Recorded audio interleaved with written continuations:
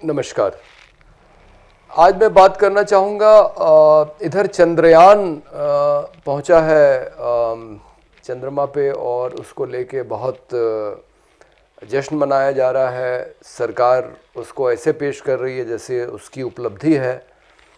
और दूसरी तरफ मुजफ्फरनगर में एक घटना होती है कि एक टीचर 7 साल के एक मुस्लिम लड़के को उसी के सहपाठियों से थप्पड़ मरवाती है।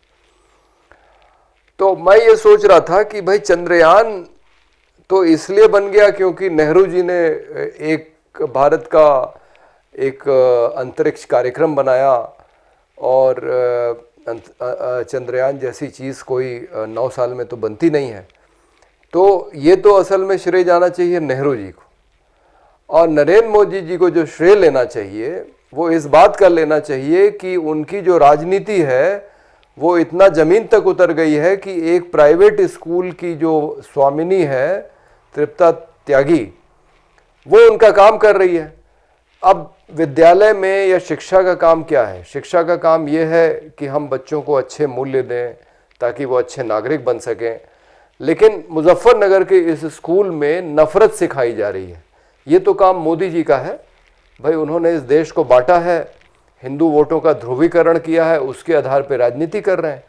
तो उनकी तो उपलब्धि ये है कि मुजफ्फरनगर के एक विद्यालय की स्वामिनी अपने विद्यालय में वो सांप्रदायिकता का पाठ पढ़ा रही है, बच्चों को सिखा रही है कि नफरत की धर्म के आधार पे नफरत करनी चाहिए।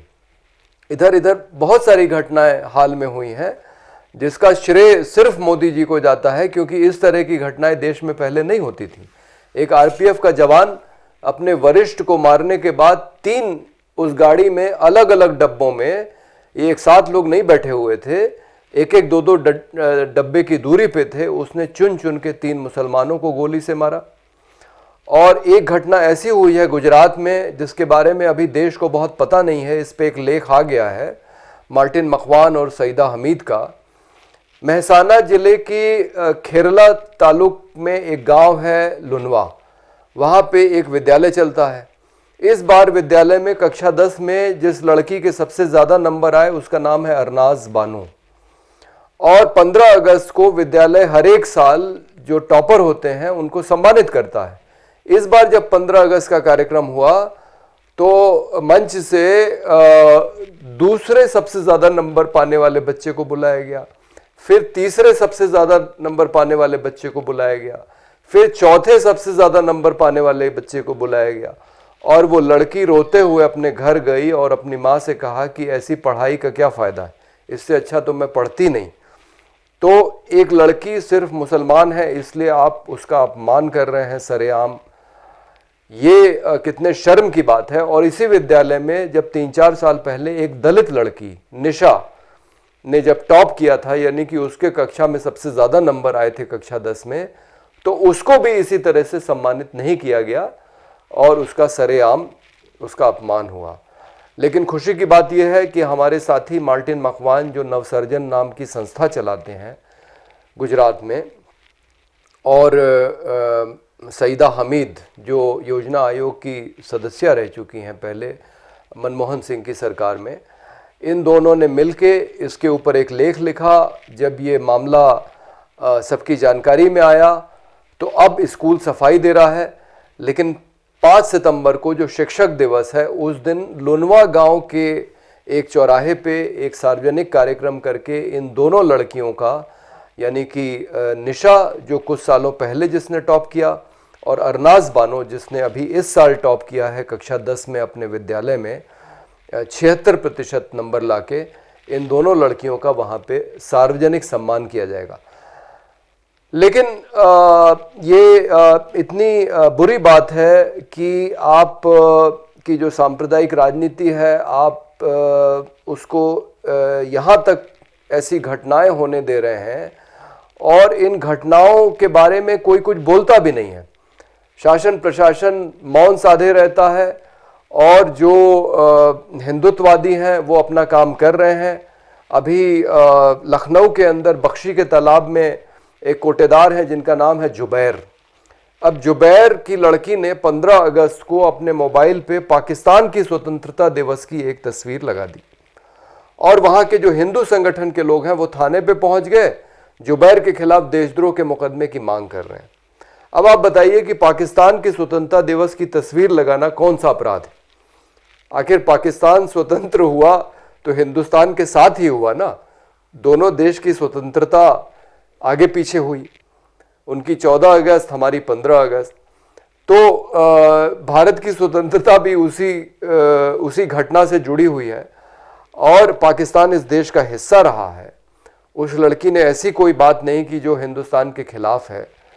अगर उसने ये किया तो ये कौन सा अपराध बनता है, ये सवाल पूछा जाना चाहिए। खैर, पुलिस वालों ने वहाँ समझदारी दिखाई और 151 धारा में चालान किया जुबैर का। जुबैर ने अपनी जमानत करा ली। लेकिन एक जो दुर्भाग्यपूर्ण घटना हुई कि वो जो कोटा चलाते थे उनका कोटा निलंबित हो गया, यानी राशन की दुकान। और उनकी दुकान निलंबित होने के बाद जितना राशन का सामान था, जो वहाँ तौलने वाली मशीन थी, जो बायोमेट्रिक मशीन थी, वो सारी चीज़ें वहाँ से हटा ली गई। कोटा कहीं दूसरी जगह अटैच कर दिया गया और गांव की दलित महिलाओं ने बख्शी के तालाब तहसील पे प्रदर्शन किया, क्योंकि ये जो कोटेदार है ये बहुत ईमानदारी से राशन बांटता था। ये अकेला मुस्लिम परिवार है उस इलाके में। लेकिन आज जुबैर की हालत ये है कि जुबैर भागे भागे फिर रहे हैं, क्योंकि उनको ये खतरा है कि अगर वो जाएंगे वापस तो जो लोग थाने पे उनके खिलाफ देशद्रोह का मुकदमा लिखाने की मांग को लेके गए थे वो उनके साथ कहीं अभद्रता न करें, कहीं उनकी मॉब लिंचिंग न कर दें। इस डर से जुबैर अपने घर पे रह नहीं रहे हैं और जब तक अपने घर पे रहेंगे नहीं तो राशन की दुकान कैसे चलेगी। तो ये शायद पूरी घटना के पीछे साजिश यही थी कि उनकी राशन की दुकान उनसे छीन ली जाए, क्योंकि ये एक भारतीय जनता पार्टी की सरकार का तरीका है कि जो इनके विरोधी हैं, सिर्फ मुसलमान नहीं, अगर यूनिवर्सिटी में कोई पढ़ाने वाला प्रोफेसर है जो इनकी विचारधारा के खिलाफ है तो उसको यूनिवर्सिटी से निकाल दिया जा रहा है।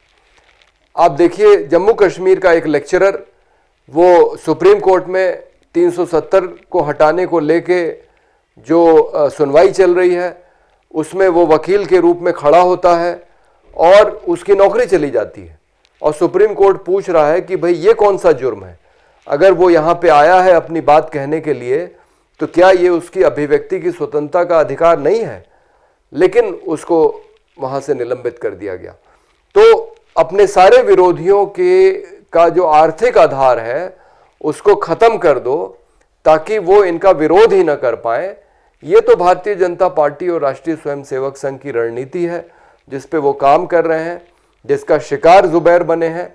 लेकिन हकीकत यह है कि उस क्षेत्र की जनता से अगर पूछा जाए तो वो बड़ी ईमानदारी से राशन बांटते थे और जिला पूर्ति अधिकारी ने भी जो निलंबित करने का आदेश दिया है उसमें सिर्फ ये लिखा है कि वहाँ जब लोगों से पूछा गया तो ये पता चला कि जुबैर थाने पे हैं और सिर्फ इसलिए उनका कोटा निलंबित कर दिया गया। मतलब राशन विभाग के अधिकारियों ने ये जहमत नहीं उठाई कि पता करें कि उनके खिलाफ कोई मुकदमा हुआ है कि नहीं, हुआ है तो कितनी संगीन धाराएं लगी हैं। ये कुछ बिना पता किए हुए उन्होंने सिर्फ आम लोगों के इस बयान पे कि जुबैर थाने में है, उनकी राशन की दुकान वहाँ से निलंबित कर दी। तो ये जो घटनाएं हो रही हैं देश के अंदर, ये बहुत दुर्भाग्य है इस देश का कि मणिपुर जैसा राज्य जहाँ हमने कभी सुना नहीं कि मैतेई और कुकी में इस तरह के मतभेद हो जाएं कि कुकी इलाके में कोई मैतेई न रह सके और मैतेई इलाके में कोई कुकी न रह सके। ये तो गुजरात मॉडल है, जो गुजरात में हिंदू मुसलमानों को पूरा पूरा अलग किया है, उसी मॉडल को मणिपुर में लगाने की कोशिश की जा रही है, सिर्फ इसलिए कि वहाँ जो बहुसंख्यक मैतेई हैं, जो हिंदू हैं, वो भारतीय जनता पार्टी के लंबे समय के लिए उनके समर्थक बन जाएं। कुकी ईसाई हैं, आदिवासी हैं, पहाड़ों में रहते हैं, वहाँ पहाड़ों में बहुत खनिज है, वहाँ पे गैर आदिवासी ज़मीन नहीं खरीद सकता, इसलिए साजिश ये थी कि मैतेई लोगों को भी आदिवासी का दर्जा दिला के और ये पहाड़ों की जो ज़मीन है जहाँ खनिज हैं, बहुत महंगे खनिज हैं, उनकी वहाँ खुदाई का मौका अन्य लोगों को मिल सके और मैतेई लोगों के बहाने निजी कंपनियों को वहाँ पे ठेके मिल सकें खुदाई करने के। तो ये पूरी साजिश थी, लेकिन जिस तरह से वहाँ इसका विरोध हुआ, अब हालत ये हो गई है कि मणिपुर की असेंबली जब 11 मिनट के लिए उसकी बैठक होती है तो उसमें कोई भी कुकी विधायक वहाँ पे नहीं आता है। और कुकी लोगों की मांग है कि अब उन्हें अलग किया जाए, उनके लिए अलग प्रशासनिक व्यवस्था की जाए। तो देश को जिस तरह से हिंदू मुसलमान में, हिंदू ईसाई में और यहाँ तक कि बच्चों में भी मुजफ्फरनगर विद्यालय की घटना, और आप देखिए गुजरात में विद्यालय की घटना जो हुई है, इस तरह की घटनाओं के आधार पे बच्चों के अंदर अब ये जो जहर डाला जा रहा है, तो हमको सोचना चाहिए, देश के अन्य लोग जो राष्ट्रीय स्वयंसेवक संघ और भारतीय जनता पार्टी के समर्थक नहीं हैं, उनको ये सोचना चाहिए कि क्या हम इसी तरह का देश बनाना चाहते हैं जहां बच्चे विद्यालय में ये सीखेंगे कि धर्म और जाति के आधार पे किस तरह भेदभाव किया जाए। समाज में तो ये बीमारी है ही है, लेकिन कम से कम विद्यालयों से अभी तक ये बीमारी दूर थी, लेकिन विद्यालयों में भी ये जो अब होने लगा है, ये वाकई में चिंता का विषय है। और हमें ये तय करना है कि क्या ये देश इस देश के संविधान के हिसाब से चलेगा, जिस संविधान में ये लिखा है कि प्रत्येक नागरिक को स्वतंत्रता, बराबरी, न्याय, बंधुत्व, इन सब चीज़ों की गारंटी है, उसको अभिव्यक्ति की स्वतंत्रता का अधिकार है, वो चाहे तो किसी भी धर्म का पालन कर सकता है, उसका प्रचार प्रसार भी कर सकता है। लेकिन जिस तरह की घटनाएं देश में हो रही हैं, आप देखिए, जो मुजफ्फरनगर में घटना हुई है, जो गुजरात के विद्यालय में घटना हुई है, इन दोनों घटनाओं में हम न्याय, स्वतंत्रता, बराबरी और बंधुत्व, इन सभी मूल्यों की धज्जियां उड़ा रहे हैं। यानी कि एक तरफ बहस चल रही है कि जो संविधान का मूल ढांचा है उसमें परिवर्तन हो सकता है कि नहीं, और दूसरी तरफ इस तरह की घटनाएं हो रही हैं देश के अंदर जिसमें जो हमारा मूल ढांचा है संविधान का, उसके साथ हम खिलवाड़ हम कर ही रहे हैं। हम इन मूल्यों को नहीं मान रहे हैं, हम बंधुत्व को नहीं मान रहे हैं, हम ये नहीं मान रहे हैं कि एक मुसलमान बच्चे को वही अधिकार है जो एक हिंदू बच्चे को अधिकार है। हम नहीं मान रहे हैं कि एक दलित बच्चे को वही अधिकार है जो एक सवर्ण हिंदू बच्चे को अधिकार है। तो इस तरह से संविधान की धज्जियां एकदम जमीन पे विद्यालयों में जो धज्जियां उड़ाई जा रही हैं, ये वाकई में एक चिंता का विषय है। और दूसरा ये भी गौर करने की बात है कि मुजफ्फरनगर का स्कूल निजी विद्यालय था, जिस तरह से आजमगढ़ का वो विद्यालय निजी विद्यालय था जहाँ पे श्रेया तिवारी नाम की लड़की ने 31 जुलाई को तीसरी मंजिल से कूद के आत्महत्या की। तो ये भी एक सोचने वाली बात है कि इस तरह के विद्यालय जो सरकार के नियम कानून मानने को तैयार नहीं है, जो इस देश के संविधान को मानने को तैयार नहीं है, जब एक लड़की आत्महत्या करती है तो उत्तर प्रदेश के सारे निजी विद्यालय स्कूल प्रबंधक के पक्ष में खड़े हो जाते हैं, क्योंकि उस विद्यालय की प्रधानाचार्य और कक्षा के जो शिक्षक हैं वो दोनों गिरफ्तार किए जाते हैं। विधानसभा में सवाल उठाया जाता है निजी विद्यालय के पक्ष में, उन माता पिता के पक्ष में नहीं उठाया जाता है जो जिनकी लड़की ने आत्महत्या की है।